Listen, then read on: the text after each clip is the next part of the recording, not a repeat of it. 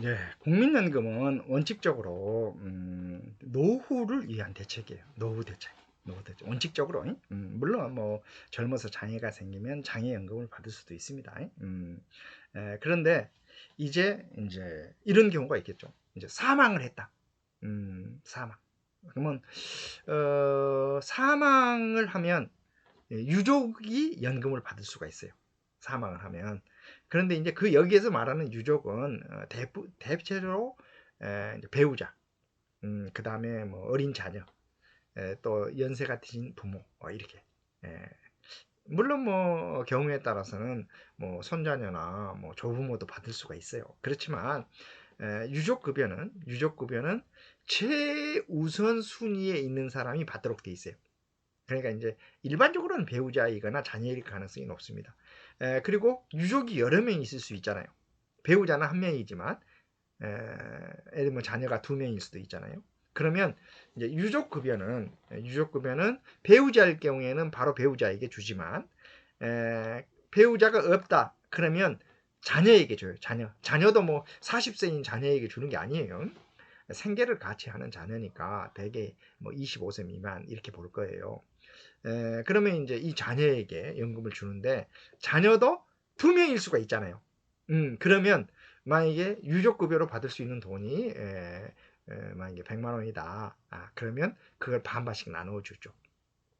그리고 이제 유족급여는 노령연금의 몇 퍼센트예요. 일반적으로 20년 이상 가입자는 60%를 주고 10년 이상 20년 미만 가입자는 50%, 그리고 10년 미만 가입자는 40%를 줘요. 그래서 어떤 사람이 노령연금으로 한 100만 원 탔다. 그리고 20년 이상 가입자다. 그러면 60만 원을 탈 수가 있는 거예요. 60만 원.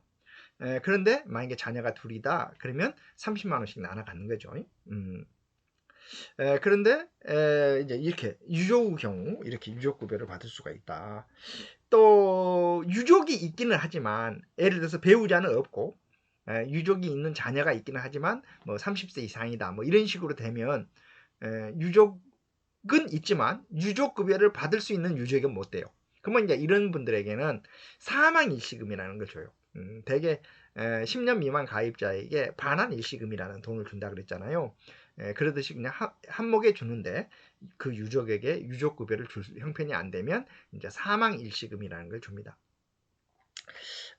그렇지만 어쨌든 연금은 연금으로 탈 때 이익이지 일시금으로 타면 뭐 큰 보탬이 안 됩니다. 왜냐하면 그냥 한 번 주고 마는 거니까.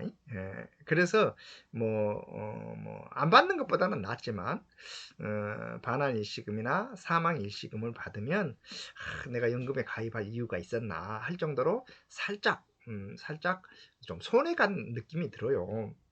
그러면 일반적으로 노령연금을 받으면 어떠느냐? 손해가 아니죠. 뭐 상당히 이렇게 혜택을 받습니다. 많이 받아요.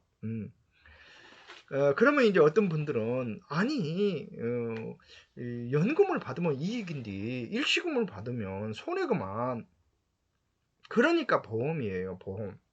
보험이라는 것은 여러분 자동차 보험에 가입해 보신 분들은 다 아시잖아요. 1년에 보험료를 한 100만 원 냈다. 사고가 하나도 안 나갔고 1년 동안 뭐 한 번도 뭐 견인조차 해본 적이 없다. 그럼 100만 원 그냥 꼬실라 잡을잖아요. 그러면 또 사고가 났다. 그러면 뭐 300만 원도 타고 400만 원도 타잖아요. 여러분들은 그러면 맨날 사고 나갖고 300만 원, 400만 원 타는 것이 좋겠어요? 아니면 사고 없이 무사고로 해가지고 그냥 보험료만 날라가 버는 게 어때요? 보험료만 날라갔다고 해서 내가 큰 손해다 이렇게 생각하지는 않잖아요. 아따 올 할애도 무사히 잘 보냈구나 이렇게 생각하고 음, 실제로 제가 정말 운대가 없는 어떤 날에 하루에 보험 사고가 두 번이 난 적이 있었어요. 음, 바로 앞에 있는 차를 스르륵 해가지고 그냥 이렇게 브레이크를 안 밟고 있다가 스르륵 해서 텅 해가지고 텅 해만 해도 50만 원이 나왔습니다. 텅 하기만 해도 그냥 합의해 주는 거죠. 자, 그 다음에 제가 뭐 학교에서 강의하고 있는데 핸드폰으로 연락이 와서 가서 보니 제 차량이 뭐 완전히 이렇게 죽사버리는 경우가 있었습니다. 뭐 얼마나 사고가 컸든지 제 차량의 어떤 가격으로는 보험 처리 금액을 아주 훌쩍 넘는다고 해서 결국 폐차한 경험이 있어요.